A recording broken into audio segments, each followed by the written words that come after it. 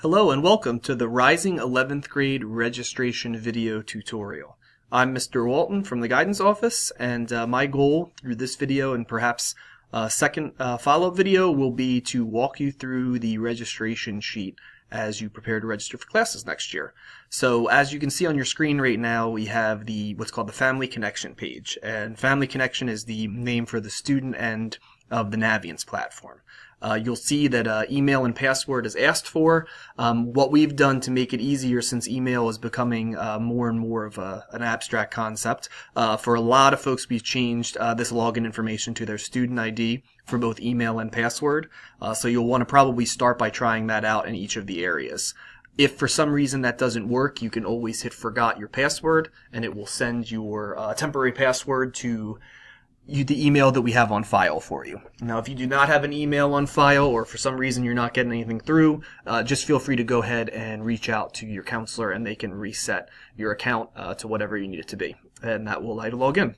So basically, once you have logged in on this page, you will get to a page that looks like this. And we have created a sample student here that's very easy to remember the name, Abraham Lincoln, and we're going to do Abraham Lincoln's Rising 11th Grade registration sheet. So you're on the front page of Family Connection now, and what you'll see at the top is a couple of tabs. There's a home tab, and then courses, colleges, careers, and an about me area.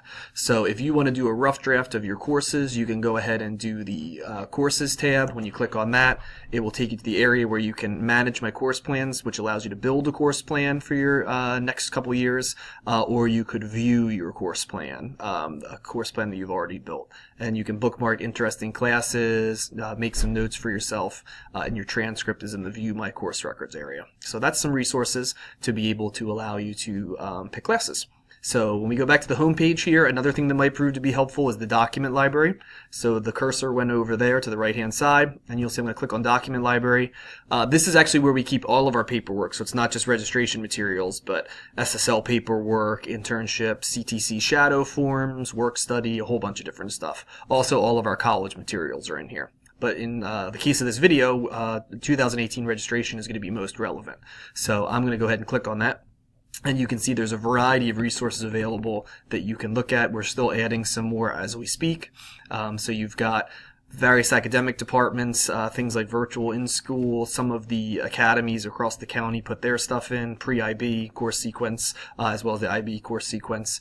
So you can click on any of them in the view area and find out that information. So feel free to help yourself to those materials.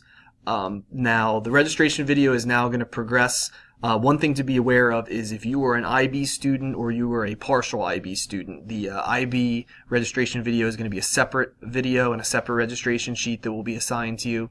The partial IB, you would need to get approval by Mrs. McBroom for that path in the cafeteria, at which point she would assign you a separate registration sheet than the one we're going to look at.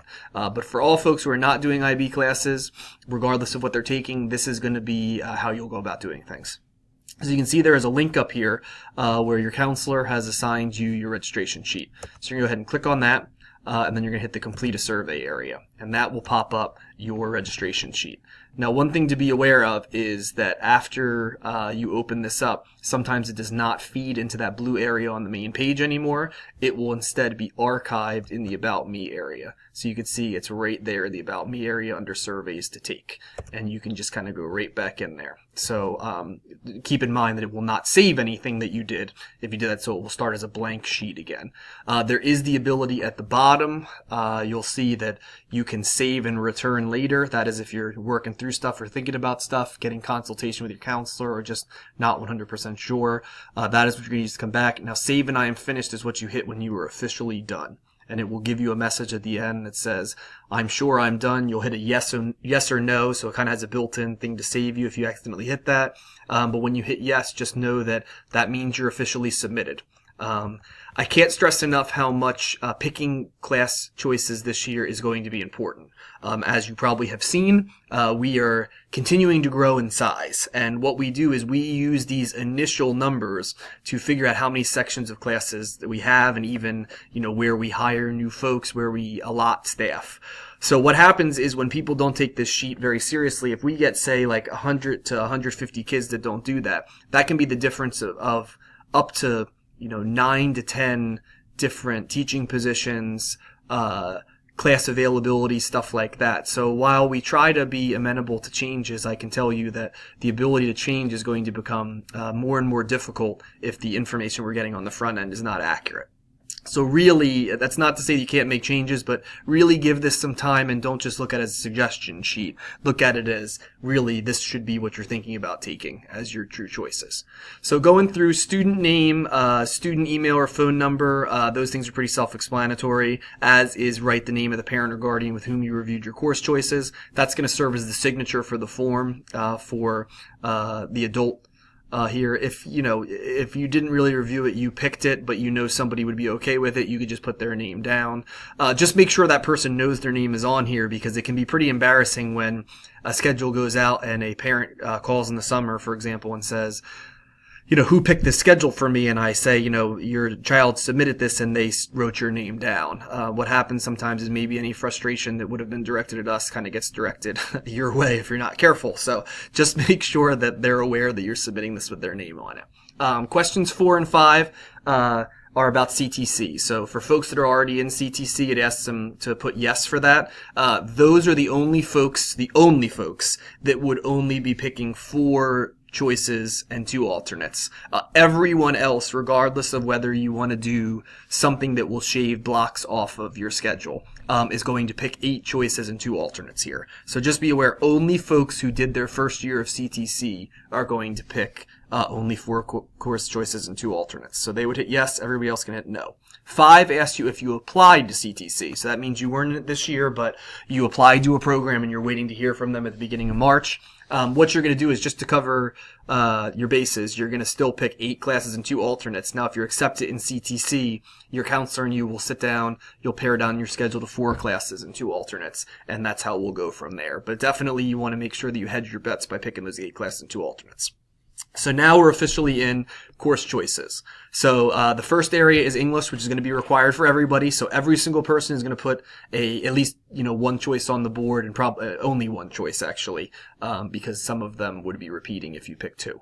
So your choices are English 11 Honors, English 11 the standard level, and then you can take AP Language and Composition. Just keep in mind that if you take AP Lang and Composition in your 11th grade year, the expectation is that you go to AP Literature. The reason is because the English 101 class at the 12th grade level would pretty much be a rehash of AP Lang and Composition. So if you're entertaining the idea of going to English 101, you really should take English 11 Honors.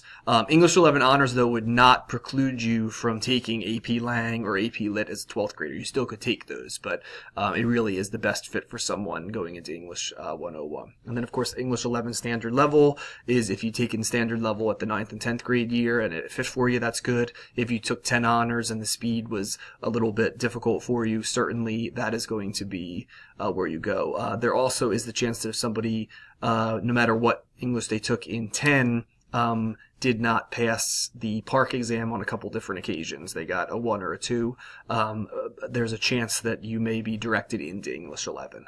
That's not going to be most often the case. We try to allow people to pick what they want, but just to be aware of that. So you're going to pick one. In this case, just because it's first, I'm going to go ahead and pick English 11 Honors. Not validating that as the right choice, just for simplicity's sake, I'm picking that one. So that's number 1. So now everybody needs to pick at least 1 math. So one thing to know is if you're doubling up, you click 2 different boxes.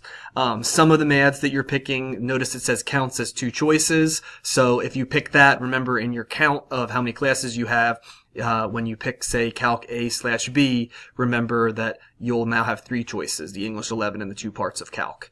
And there's some prerequisites, so certain classes you can't pick unless you've taken the class or you're planning to double up with the class that's required. So let's say for our benefit that I'm only going to take 1 math. I took Algebra 2 Honors last year. Things went okay, but I feel like I could use a refresher. I might pick Algebra 3 with Trig. as my math right there. So we'll go there. There's a couple other choices that may be new to you.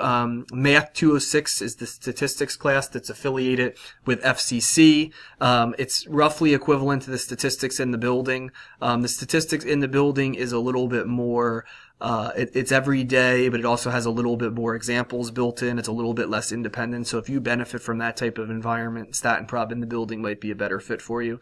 The Stat 206 is a couple times a week, but you are expected to be independent. You also must have an Accuplacer score that's passing on the math section, or have a 480 on the SAT math or 21 on the ACT. And you can furnish those results to us ahead of time, and you would be eligible for it.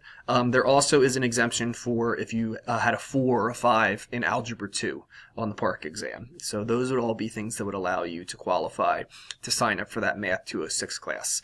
If you sign up for that class but have not gotten those scores or waiting for your Algebra 2, haven't taken the Accuplacer, my strong advice would be if you don't have your PARCC score and you haven't taken the SAT or the ACT or your scores are under that, just sit for that Accuplacer coming up in our building or by walking into Linganore Hall.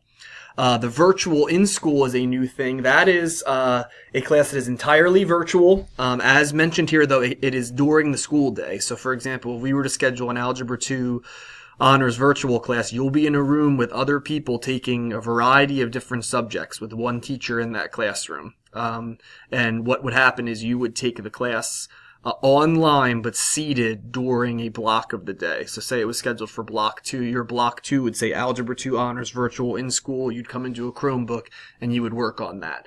You of course want to be very wary of if math is not easy for you. That's going to be a considerably more difficult road than classroom instruction.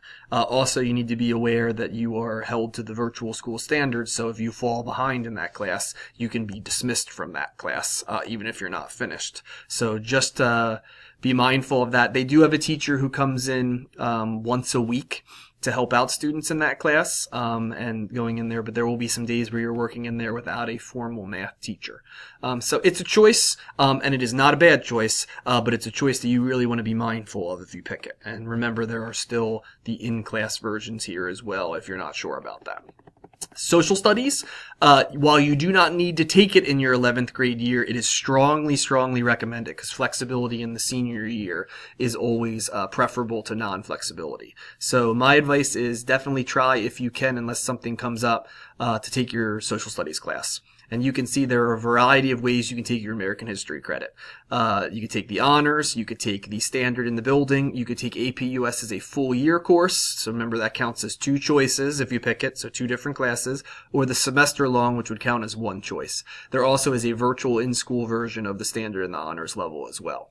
So for the sake of the Abraham Lincoln, here, maybe you would imagine he would be pretty good at history. So let's go ahead and pick the semester AP US for Mr. Lincoln. So we now have 3 checks, as you can see. All right, so now we go down to science. Sort of the same thing as what we talked about for social studies. You do not need to take it in your junior year, but it is strongly recommended if you don't have a 3rd credit already that you do take a 3rd science. And there are a variety of choices there. You can see there's a bunch of physics. There's honor standard. There's the AP version that has some co-requisites, meaning you have to take the class at least at the same time or have passed it. You can see those co-recs there. A variety of physics there. There's the honors and the standard chemistry as well as the AP chemistry. There's an FCC chemistry that has the same guidelines as the Stat 206. Same exemptions apply there. There's bio honors and bio standard if you're new to the building or if you are taking it for grade recovery or you did not pass the class. And you can do that actually for anything. You can, modern world history and government are going to be down here in the academic elective, so you can basically reschedule anything if you need it. There's, AP Bio, Environmental, AP Environmental, and then Forensic Science are the prereq of Biology and Chemistry. So lots of choices there. For the sake of this, let's just go ahead and say that our student is trying to do the traditional ones. They're going to take chemistry, but they don't necessarily love science, so they're going to take it at standard level. So we've got 4 choices right now. For most folks, they're going to take 4 choices. Remember up here that if you pick 2 choices, that counts as 2, and some of the things like AP Chem and AP Bio specifically, those are the things that automatically default to 2 choices. So moving on, financial literacy falls in the same category as science and history, in the sense that if you haven't taken it, it's a really good idea to get out of the way in 11th grade. You certainly can push it to 12th grade, or you could push it, or you could have taken it in 9th and 10th, but if you haven't taken it, you should sign up for one. So for this student, as we run to the end of part 1 right here, I am going to pick the finance SAT prep combo. And I think we're running to the end of the first part, so I'm going to cut off there, and we'll pick back up from there for part 2.